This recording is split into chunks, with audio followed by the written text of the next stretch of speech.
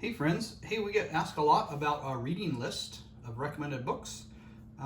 So I pulled some out of my library and I want to run through them. And I kind of broke them up into some literature, some good background and stories, some classics, some newer stuff. And so we're just going to run through some of those today. So we're going to start over here with this pile. And this would be the classic literature that every serious martial artist should read. First is the Heike Kira, and so this is the Book of the Samurai. Very interesting read. Again, a couple of classics, Sun Tzu's The Art of War, as well as the Book of Five Rings. So that would be kind of the classic literature. One of my favorite authors is Dave Lowry, and he has a whole series of books there. I just pulled some of them. These aren't all of his books. But all the stuff that he writes is spot on, and he's actually a professional writer, and so he publishes martial arts books kind of on the side. This is Sword and the Brush, but all of them are exceptional books, and just easy and fun to read as well. Okay, so that's pile. This is the classics. Most of these are a little bit older books, but Funkoshi's My Way of Life, Karate Do. That's a quick little read, but really good. Richard Kim's The Weaponless Warriors, and so this is lots of Okinawan history in that. The Bubishi, which is the original martial arts handbook that's been reconstructed out of manuscripts from way back when in China. So that's Patrick McCartney's, has some commentary. So this is an older one. I think there's a newer Bubishi here coming up. The Classic Karate of Okinawan, or excuse me, the Classic Kata of Okinawan Karate. Again, Patrick McCartney. By the way, anytime you see Patrick McCarthy stuff, he is the leading karate Okinawan researcher in the world. So he just writes fantastic stuff. He has lots and lots of books out, and so he actually did an updated Bubishi book. Lots and lots of stuff.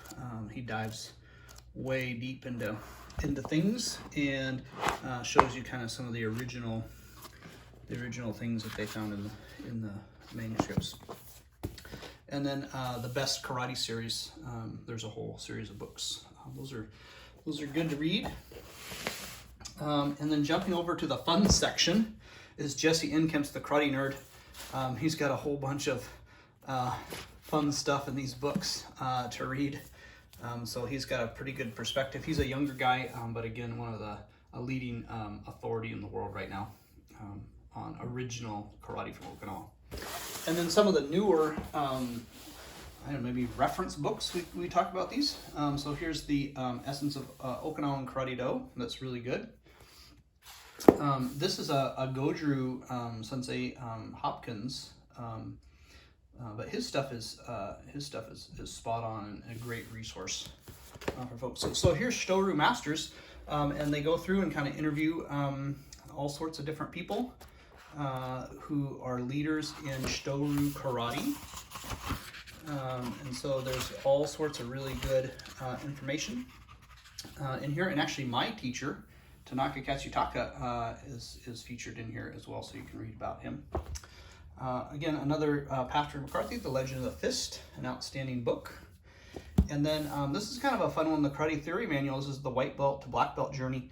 And this is done by Jason Armstrong, who's down in Australia. And he does a lot of sports, sports like movement. And he did a big research with the police force and morgue on how people die of injuries in violent encounters, and so he has incorporated that into his theory manual. So that's kind of interesting stuff. And then Karate Kempo is by Mabuni Kenwa, by Mabuni Kenwa, and so that's kind of a quick read also, but it has lots of good historical stuff. So that's kind of a base reading list. Something to leave you with that's kind of fun.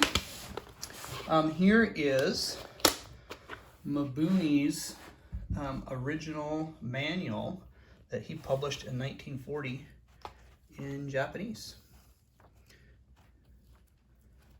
So this is a very old book. but if you read Japanese, you'll be you can see all sorts of different stuff there. So just kind of a overview and kind of a nice spot to start on your reading list.